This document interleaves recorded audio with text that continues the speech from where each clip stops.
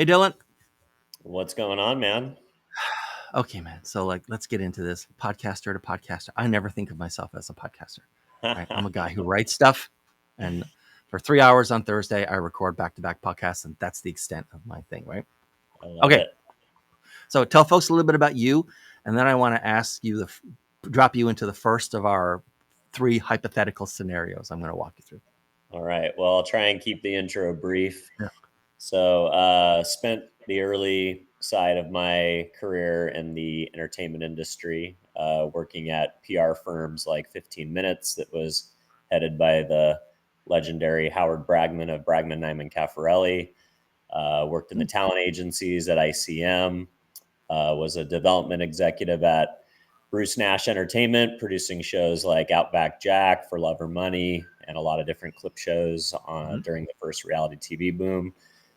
Then went to Oprah Winfrey's Big Give on ABC, which was her version of Donald Trump's Apprentice that didn't really last super long because, how do you have a boardroom scene where you're cutting people or firing them because they didn't raise enough money for philanthropies? Right. And finally, I raised $7.5 million to produce a movie about the third largest terrorist attack on U.S. soil, which was the bombing of the J.P. Morgan building on Wall Street, as told through the eyes of the very first head of the FBI, a guy named Bill Flynn, who was played by David Strathairn, who won the Academy Award for Good Night and Good Luck, and was produced by Tom DeSanto, the producer of X-Men and Transformers. And that was the last thing I did in So, the what are you entertainment. doing today? Yeah. So for the last 13 years, I've been more on the digital side of the entertainment Mhm. industry, working in talent management and influencer marketing and paid social. Generated about $50 million in agency services across two agencies with clients like Adobe, Stellantis, which is used to be Fiat Right. Chrysler, Chrysler, yeah, Jeep, Alfa Romeo, et Jeep. cetera. And Nestle was a big client of mine. And then, for the last year, been doing the fractional chief revenue officer, chief marketing officer thing, Right. helping early stage companies in the media space navigate the brand and agency world, companies specifically around creator economy, social publishing, things like that. So, Okay. All right. So here's scenario number one then. Okay. Fractional CRO. yeah, You know, let's go. you're adding clients as you go. Hmm. Uh, I imagine most of the work, like most of our work, is virtual. But this time, this new client, because it's Monday at 9 a.m., and this new client's only 5 minutes from your house. So you're going to walk in there on day one of this new engagement with this new client. What's the nightmare scenario that you'd be walking into? And what's the dream scenario you could walk into? Great question. Well, I think the nightmare scenario is a sales organization that is, kind of a feast or famine. Everybody Mm-hmm. just comes into the organization and gets thrown an email account, maybe a CRM if they're lucky, no good tooling, no process, just kind of, a bit of a boiler room, free for all amongst salespeople. A lot of times because I do work with early stage companies, resources are tight, marketing Right. budgets are tighter, and you kind of walk into a sales environment that doesn't have a massive amount of process. So, I'm not a big believer in a lot of red tape. I don't like account assignments. I don't like territories. I believe in relationships. If somebody is working a relationship with an individual within a company, because people buy from people, they don't buy from companies, Right. that's an account assignment.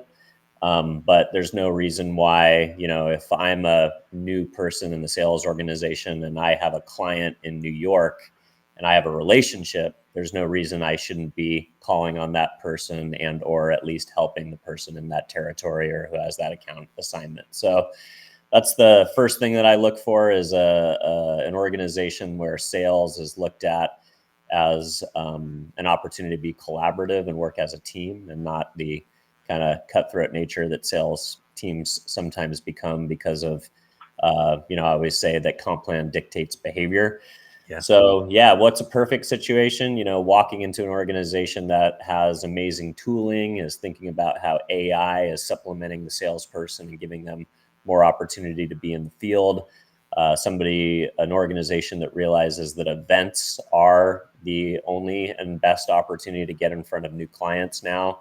The spam of email is just becoming, too much. And then also channels that are investing in marketing, much like we're doing, which is being out there and creating content every single day, pulling clients into us and building a brand for the sales team and having a way that they can leverage thought leadership and content creation through own content, whether that's blogging, podcasting, etc. That would be a dream scenario for sure. All right. Okay. So it's noon. And you got a prior commitment, so you got to leave because you're going downtown to a big conference at a massive hotel. Okay. You're the keynote speaker there. You're on stage. You're talking to 250 people. They've come up through the ranks. Tomorrow is their first day as a CRO. So they've done lots of the other jobs, but they're about to go into the role officially for the first time. Okay. So you're talking to them. You're the expert. I'm going to walk you through some statements, and you just finish them with however Sure. much time you need to finish them. All right. So you're talking to this audience and say, look, like you're all new at this. I get you've come up, you've earned your stripes. I'll tell you what, and what's different about being a CRO is that when you're first starting out in this new position you're going to, you're going to be surprised by what? Yeah. So I think the first thing that CROs are very surprised by when they move from being an individual contributor to a team leader is that most companies don't see CROs as just managers of the overall revenue channel. They still depend on them to be individual contributors and Mm-hmm. move the needle.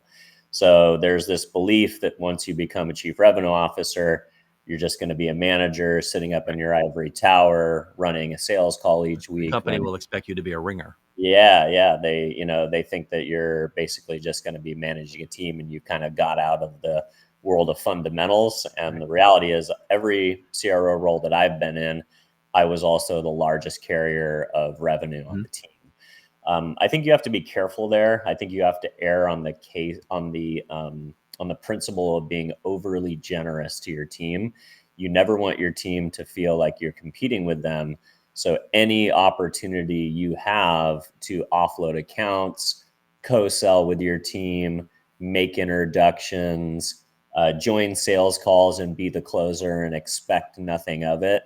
I think you have to kind of have a degree of selflessness that will create generosity and trust within your team. But at the end of the day, you still have to go out there and do the fundamentals.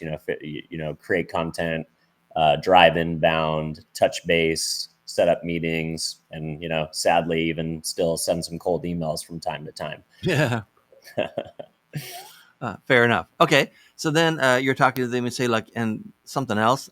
A lot of companies, or most companies that you all are going into, most companies just don't understand what.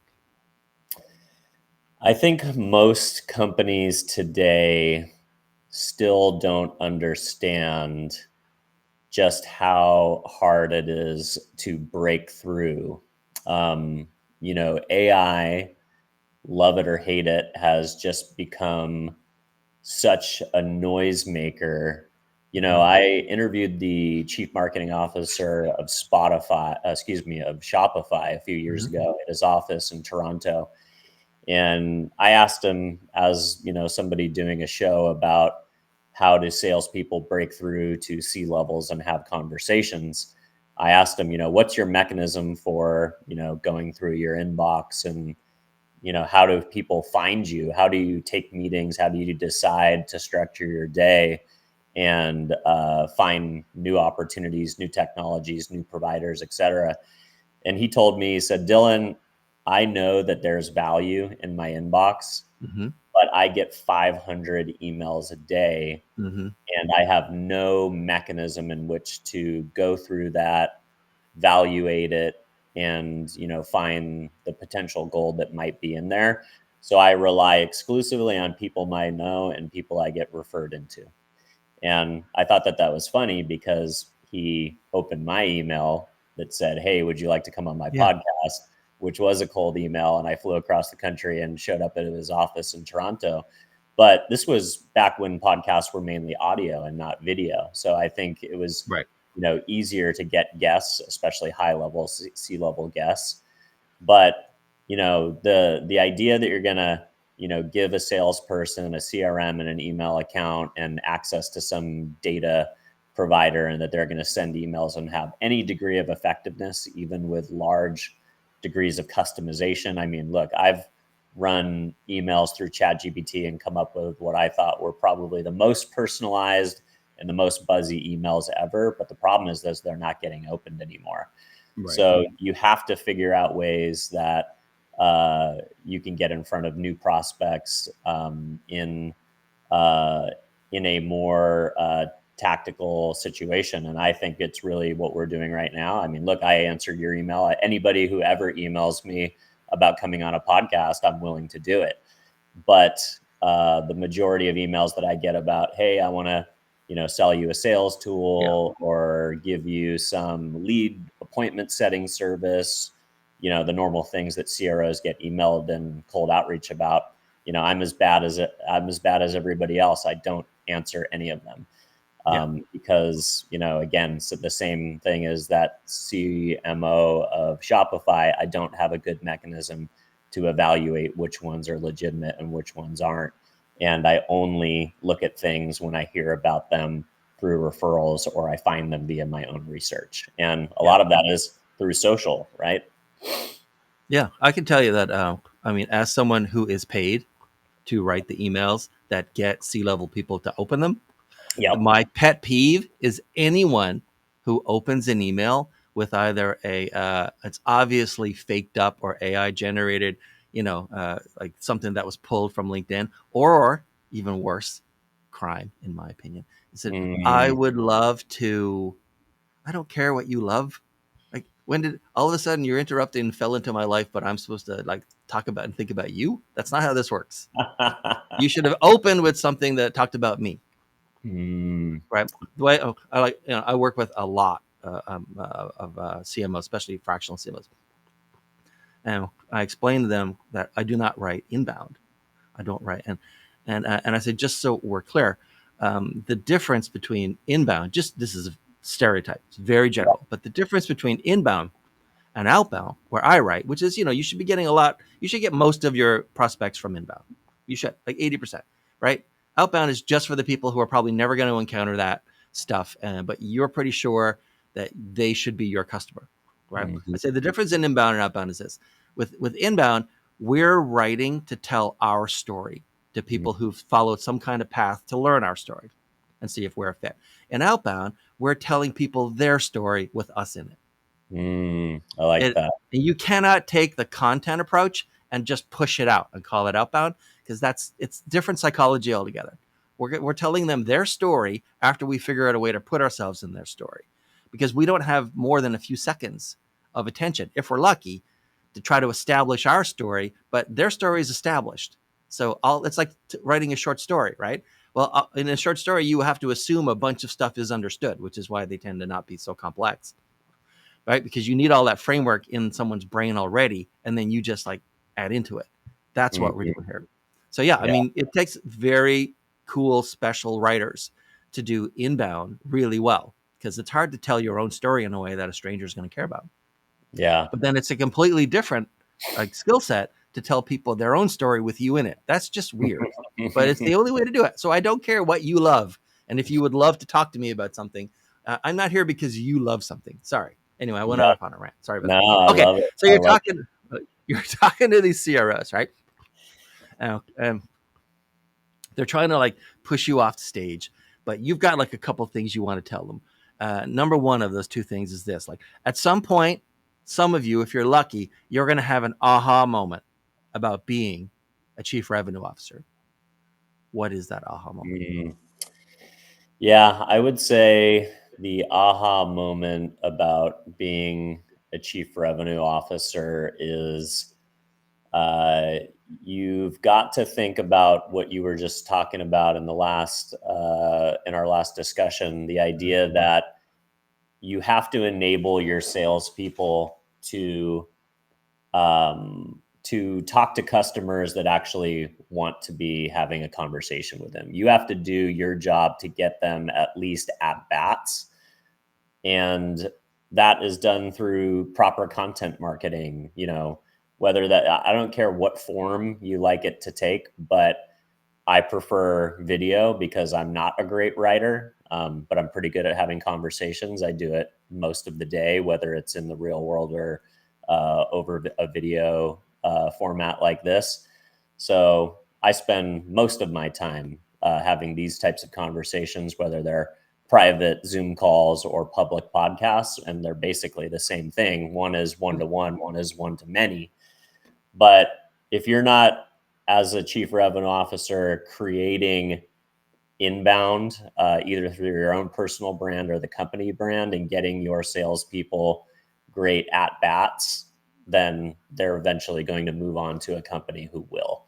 Because the days of just handing people a phone and an email account and saying, go scrape your LinkedIn, good salespeople, and we all know that 20% of them generate 80% of the revenue, Yep. they're either stuck with golden handcuffs and in roles where they're making great money and they're never going to leave. I was at my first company for 5 years and my second company for 8 years. Not the guy that jumps around every 2 years to the next shiny object, or when you see that on a salesperson resume, that usually means they got fired every year or two because they couldn't cut the mustard. And the best salespeople have expectations of proper tooling, good leads, good marketing budgets, good T&E accounts. They expect a well-oiled sales machine that will give them all the tools that Yep. they need to do their job. And if you just expect that you're going to throw them into the wilderness and give them a LinkedIn account and a CRM and say, go, that's not what great salespeople expect anymore. You might get shitty salespeople to take that arrangement, but not great salespeople. Great salespeople are in roles where they're in an environment that supports what Right. great salespeople do. Okay. So we've started our fictional day with you at a client site. And Mm-hmm. now, then we moved over to you talking to an audience. And now it's time for you to go find your next client, start filling your Mm-hmm. own pipeline. So Yep. you're off stage. You walk out onto the conference floor. There's booths. There's lots of people around. You've got some meetings set up, right? Little say hi's with new people.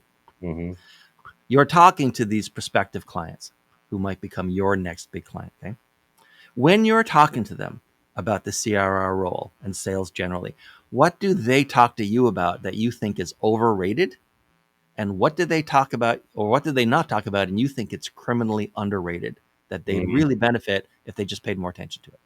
Yeah, it's a great question. Well, my approach to sales and meetings, especially in an event format, especially when my target is generally the chief marketing officers that show up to an event and the C levels that are there and the speakers, et cetera. So when I'm at an event, I've got a camera with me and I've got microphones, and I'm looking to first let a prospect tell their story.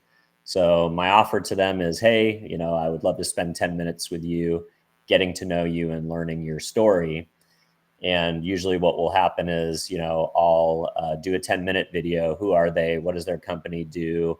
Why are they at this particular conference? What are the themes that they're learning? And my goal is within that 10-minute conversation for them to give me their narrative and tell me a lot about themselves and their business. And usually when they're at a conference, they're there to learn or to meet certain types of people. And then when I start to press in on the questions of what are the main themes that they're learning, what are they going to be talking about in their keynotes, then they start to identify the problems that they're facing and the things that they're up against, either inside of their company or macro trends. And that's when I can start weaving together what my solutions are and how I can be helpful to them. So then I, upload all my content to a video editing cloud. And then Mm-hmm. hopefully that night, I've got their video done. I can post it on my own media channels and generate tremendous value for them by platforming them to my audience. And then I've already done thorough research, built a relationship, added ton of value and generosity before I ever asked them for anything. And then I can say, oh, by the way, you said XYZ in our interview, or I found out XYZ in my research that I think, I might be able to be helpful with. So I hope that's a good way to answer your Yeah. question. But for me, it's a little bit less of me trying to talk about what the chief revenue officer job does. And it's more about demonstrating a process in how I do business development that, quite frankly, to a lot of people is mind blowing. The idea that I can get into a conference for free, the idea that my badge says press instead of Right. sales guy, the fact that I can get into the speakers lounge and the best parties because I am part of the press corps versus a sales guy on the sales floor with all the other people in Gen Pop. All of those things are just, for any client that needs somebody to do that level of business development for them, either as an individual or a leader within their sales org, the process itself tends to be what I'm showing them and selling them.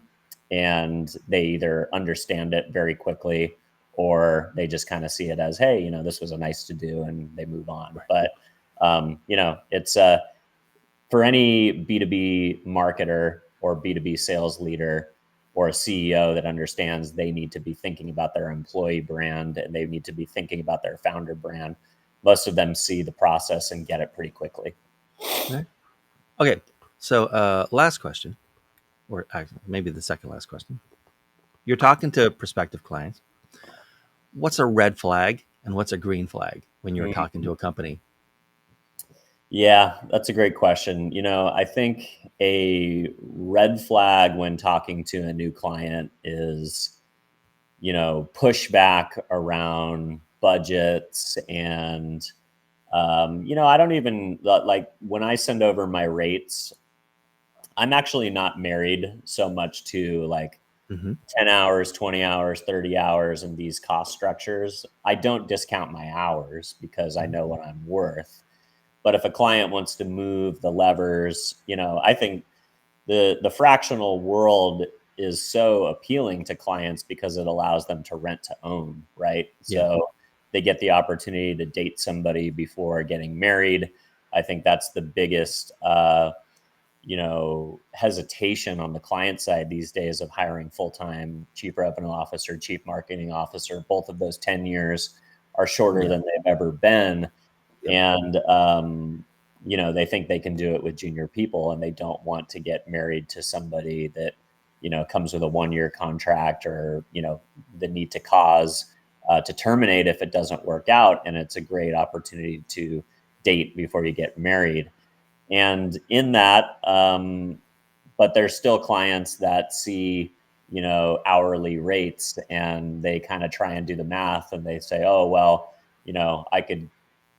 I could get you Right. for so much less if I committed to a full-time role, or this person's this hourly rate. And I think you just have to understand what your worth is. And if people are negotiating your hourly rate, they already just don't understand the value of what you bring to the table. So for me, I'm flexible on how many hours and what an arrangement looks like and what the duration is, but I won't negotiate the rate, the hourly rate itself down. That's a big red flag.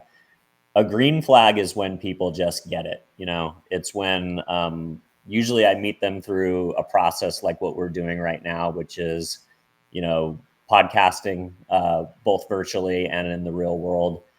They kind of, I think they kind of identify what I'm doing, right? Like most Right. people, some people, when they come on the show, just do the show and then they get off and then they get the exposure, and, you don't hear from them again.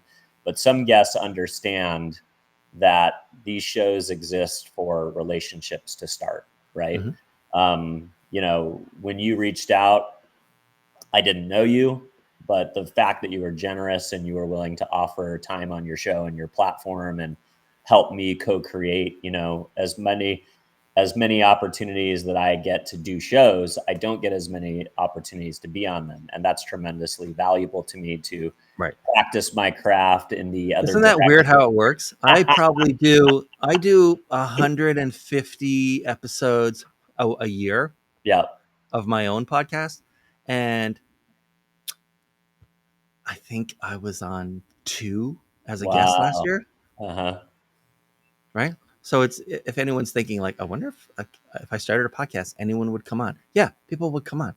Oh Right? yeah, It's a totally. lot harder to get. It's a lot harder to get on someone else's podcast than to invite people onto yours. It's just the nature Yeah, of it. yeah. Well, I think people love the idea of coming on to shows. People are Yeah. still tremendously flattered, but I think also just because you're a great host and you have a podcast doesn't always mean you're going to be a great guest. But my No, that's biggest, true. my biggest, my biggest thing is I don't pitch myself for podcasts because what do I have to promote at this moment? You know, if Right. I had a book or if I was Yeah. driving a product launch, if I had a PR story, I would probably be more aggressive in guesting, but I don't. You know, I have my services, but that's not super exciting to talk about, right? I think it's more exciting when somebody expresses interest and they find you.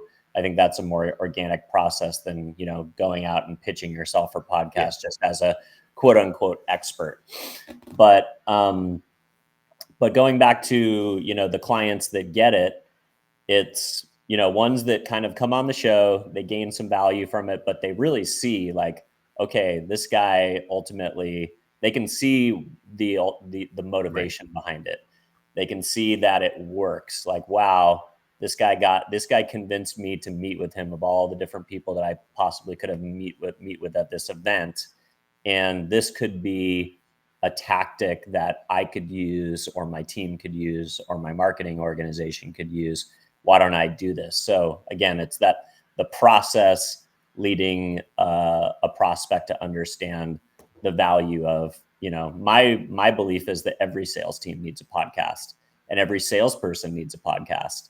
Um, Yeah. so the reality is that probably won't happen tomorrow because, Nope. you know, and there is a ubiquitousness of shows at this Oh, there's point. like a million podcasts. I think Yeah, I saw that there's literally a million podcasts. exactly. And at the end of the day, there's room for that. There's Yeah. room for them. And even if, you know, it was just me in the hallway, not broadcasting and just talking directly to the guests, you know, that would be valuable for me. It wouldn't be Yeah. very valuable for them. That No. would be a disingenuous way to approach a show. But you know, building the relationships is the primary thing. You know, I always told myself I don't care if I get one view as long as I get a view from the guest, which is essentially the relationship that I'm Right. looking to build. But I've been tremendously surprised that people actually, you know, care. Whether it's, you know, I probably average about 5,000 views a week on LinkedIn across Hmm. the content that I produce. And, you know, that's 5,000 people that I definitely couldn't have sent a cold email to or, you know, pitched via sending a DM on LinkedIn. And at the end of the day, those are people who organically Right. opted in to viewing my conversation with another person, and it puts my brand all over the place. Like when I'm out in the world in my industry at conferences, people there's it's very common for me to run into people who are like, I think I know you from somewhere, and they either think Yeah. I look like the actor Kyle MacLachlan or they've seen the show. And you know, more times than not, it's, oh, okay, yeah, I have seen your show. So it creates kind of a soft landing for my brand. When I go and I meet people, they feel like they already know me. I'm building chemistry with people from afar that I don't know today that I might meet, and they feel more of a familiarity and a familiarity with my brand when they do come in front of me and face to face in the real world. Right. All right. Last question. Do you think selling is any different today than it was 5 years ago? Oh gosh, I mean, so different. I think I think at the end of the day, the mechanics of selling, if you're like me and you come from a relationship sales based approach, Right. um, it's completely different. You know, COVID reinvented the game in ways that I think are very positive and very negative. I'll start with the negatives. Mm-hmm. Pre-COVID, I spent half my life on an airplane, and Me you too. know, it was at the expense of my children. It Mm-hmm. was at the expense of my family. I'm lucky that I, still made it through. God bless my wife for raising my kids when they were young. But I remember when my daughter was born, she was 2 weeks late. I had planned to take a 2 week maternity or paternity leave, and I was on a flight because she came 2 weeks late. I was on a flight the next day. So that was my life, was traveling and visiting clients in an office, and buying them lunch and presenting lunch and learns, and kind of doing that whole dog and pony for many years. And COVID just obviously did a full reset on that. And I think clients, because they came back to the office in staggered ways, they just kind of said, hey, I don't really think it's worth Yeah. trading my attention span for free lunch with these guys. I might build relationships with people, but I'm going to do it on my own terms, and I'm going to do it, at the coffee shop or at the restaurant or at the happy hour versus the office. The office is work time, it's productivity time, it's time for me and my team. Salespeople are no longer invited to the office. Um, and they just Very don't true. they just don't say, hey, get on a plane for a meeting. Everybody assumes that we can do a Zoom call. Mm-hmm. And while Zoom calls are tremendously valuable for conveying information, they do not build relationships. No. So the biggest, I think that the age old idea that sales is a relationship business, and if you start with the relationship, the differentiator is, I like this person, I'm going to be spending tremendous amount of time with them as a vendor or a partner, and most importantly, I trust that they're going to make me look good and they're not going to screw me over. That will not change. That's a human condition, and those relationships will not get built in the virtual world. They get built in person. So the biggest change for me post COVID is that, the event circuit, so to speak, conferences have become of primary importance for me.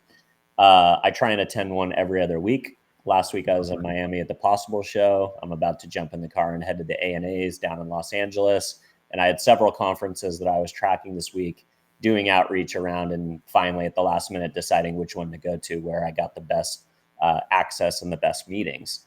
So not only are conferences the only place to build personal relationships with net new people, they're also a tremendous backdrop for content creation.